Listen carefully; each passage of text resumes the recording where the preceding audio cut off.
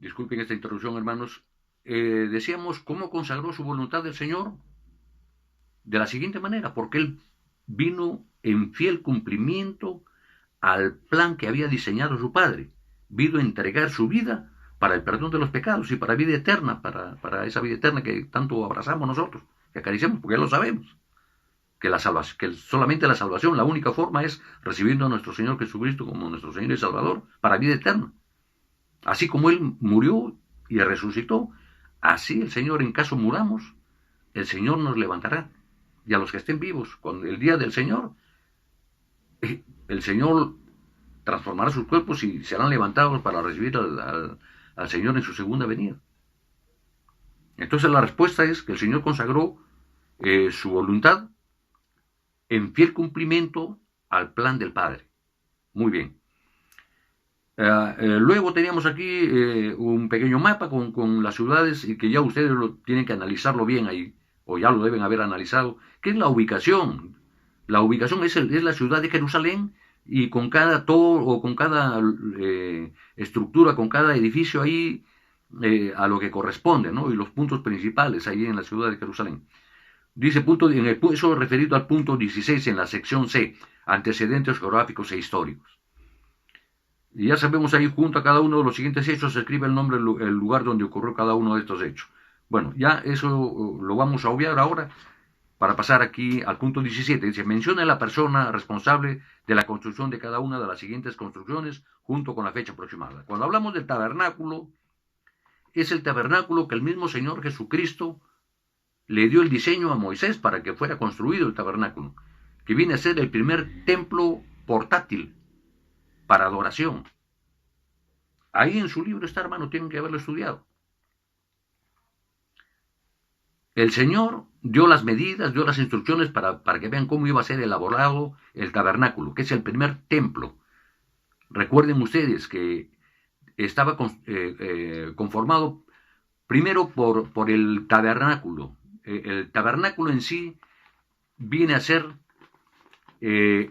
todo el templo en su estructura, pero tenía dos lugares principales, tenía dos salones especiales, que es lo que se conoce lo que estaba bajo la carpa principal, bajo la carpa, que estaba cubierto. Para que tengan una idea, es como juntar dos contenedores o containers de transporte de esos de fierro que vemos por la calle, para que van a las embarcaciones para hacer comercio. Ese era el tamaño de esos dos salones principales. Uno de ellos era el lugar santo y el otro era el lugar santísimo, que estaban divididos por un gran velo, ¿no es cierto?, que era lo que separaba los dos ambientes. En el lugar santísimo solamente estaba el arca de oro, que tenía las dos tablas de piedra, tenía la vara de mando de Aarón y tenía también las semillas del maná del desierto. Es ahí donde se rociaba, una vez al año entraba el sumo sacerdote a rociar la sangre del sacrificio para expiación de pecados. En la otra sala, que era el lugar santo, era el lugar donde solamente hasta allí nomás podían entrar los sacerdotes, los encargados del mantenimiento del templo, que eran los hijos de Aarón. Que había ahí el candelabro, la mesa del incienso y la mesa de los panes de la proposición. Y en estos dos ambientes estaban cubiertos por una carpa, hecha de un material muy especial, de una confección muy especial. Pero fuera de estos dos lugares estaba el gran patio, es decir, estos dos contenedores que venían a ser, por comparación, los dos ambientes, el lugar santo y el lugar santísimo, debían ser instalados en un lugar que se llama el atrio que viene a ser en físico como el tamaño de una cancha de fulbito o de básquetbol, y ahí se colocaban ahí, en una parte, en un lugar, estos dos ambientes, ¿no es cierto? ¿Y qué muebles habían afuera en el patio? Estaba la fuente de bronce que era para que tanto el sumo sacerdote como los sacerdotes se asearan cada vez que se acercaban a ingresar ahí. Y aparte de la mesa de bronce de agua, estaba ¿qué? La mesa del holocausto, ahí donde tenían que sacrificar a los corderos, uno en la mañana y otro en la tarde, mientras estaba el tabernáculo armado, ¿no es cierto? O toda vez que tenían que armar el tabernáculo para hacer las celebraciones. Muy bien, Entonces, hermanos, disculpen esta extensión, pero es importante explicarlo. Eso es referido al tabernáculo. ¿Qué persona? Moisés. Fecha cronológica, 1400 años antes de Cristo. El primer templo fue construido por quién? Ya en el tiempo de los reyes, de David, de Salomón. A David no le correspondió sino a Salomón construir el primer templo. Fecha 1000 años antes de Cristo aproximadamente. El segundo templo, a un descendiente de Salomón llamado Zorobabel. ¿Qué fecha? 500 años antes de Cristo. Y el tercer templo, la persona, Herodes. ¿Qué fecha? Un año después de Jesucristo. Pero realmente un año después de Jesucristo es probablemente que se terminó la construcción, porque ese templo demoró 48 años en construirse. Lo construyó el rey Herodes. Punto 18a. ¿Cuáles son las dos partes del tabernáculo y del templo de Salomón que estaban separadas por un velo? Y ahora, el lugar santo y el lugar santísimo. O sea, en el templo ya construido sólidamente, tenían que conservar esa estructura del tabernáculo. Inciso B. ¿Qué significa el hecho de que el velo del templo se partiera en dos de arriba abajo cuando Cristo murió en la cruz? Significa que Jesús abrió el camino para iniciar la relación personal con Dios Padre. Nosotros, todos los creyentes.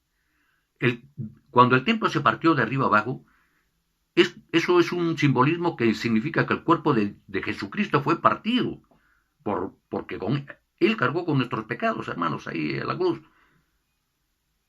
Él vino a cumplir. No había el Señor, Dios Todopoderoso, el Creador, con toda justicia, haciéndose justicia consigo mismo.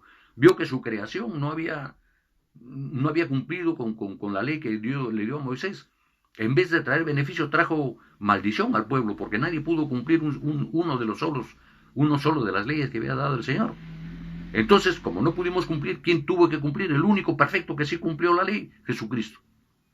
Y Él simboliza el Cordero perfecto que va a la cruz por tus pecados, por los míos y los de toda la humanidad. Ese es el significado del velo se rompió. En la sección última, habilidades pastorales, técnica de evaluación, dice aquí, ¿cuál de las tres partes de nuestra personalidad usamos en la técnica de evaluación? Para hacer una técnica de evaluación, usamos, pues hermano, el intelecto, ¿no es cierto? Los pensamientos. Respuesta, el intelecto. 20. ¿Dónde pueden los creyentes encontrar una pauta de valores con la cual evaluar, inciso A, la doctrina y la conducta cristianas? Es en la Biblia, pues hermanos. Esa es la mejor fuente de ilustración. Otras habilidades prácticas, por supuesto, libros pastorales y orientación de especialistas en los diferentes temas bíblicos. Las finanzas de la iglesia. 5 reglas que deben seguir al hacerse cargo del dinero de la iglesia. Primero, 2 personas honestas para contar las ofrendas y hacer los registros correspondientes. Segundo, una cuenta en el banco para depositar los diezmos y ofrendas. Tercero, caja chica y control de entradas y salidas riguroso. Punto 4, comprobantes y recibos oportunos. Punto 5, las auditorías que tienen que ser básicamente de personas particulares o privadas, ¿no es cierto? Un contador público o un estudio contable, etcétera, etcétera. Punto 22, mencione solo una de las buenas acciones realizadas por las ovejas y los cabritos y que los cabritos no hicieron. Hay que hacer una lectura respecto a qué son ovejas y qué son cabritos. Dice, mencione solo una de las buenas acciones realizadas por las ovejas. Una, estar preparados con fe y amor. Eso es lo que debemos hacer todas las ovejas del Señor, los que estaremos al lado derecho del Señor cuando el Señor venga por segunda vez. Tenemos que estar confiados y preparados con fe y amor en su segunda venida. Punto 23. ¿En qué 2 formas principales podemos ayudar a los necesitados? La ayuda directa y la reforma social. Inciso B, por lo general, ¿cuál es la más satisfactoria a largo plazo? Obviamente que es la reforma social, hermanos. Es bueno ayudar físicamente y directamente es bueno, pero lo más importante es sacar de raíz ese problema, que es la reforma social. Hay que luchar por eso. Debemos empeñarnos, hermanos, con esas iniciativas de justicia realmente como el Señor quiere. Inciso C, explique por qué. Dice, por lo general, ¿cuál es la más satisfactoria a largo plazo? Obviamente la reforma social. ¿Y por qué? Porque acaba definitivamente con todos los males de raíz. Esa es la respuesta correcta. Bien, hermanitos, espero que escuchen con atención y sigan estudiando, hermanos, ahí en las pruebas que tienen al final del libro. escuchen todas las veces que sea necesario este examen ya desarrollado. Y cualquier incertidumbre, cualquier cosa que no les quedó claro, con toda confianza, llámenme por el WhatsApp personal y tengo tiempo, hermano, para absolver sus consultas. Entonces, no se olviden de esa cita que tenemos el próximo miércoles 2 a las 7 de la noche, hermanos. Ahí tienen una oportunidad para que puedan ustedes mejorar sus notas. Que Dios los bendiga, hermanitos. Hasta pronto.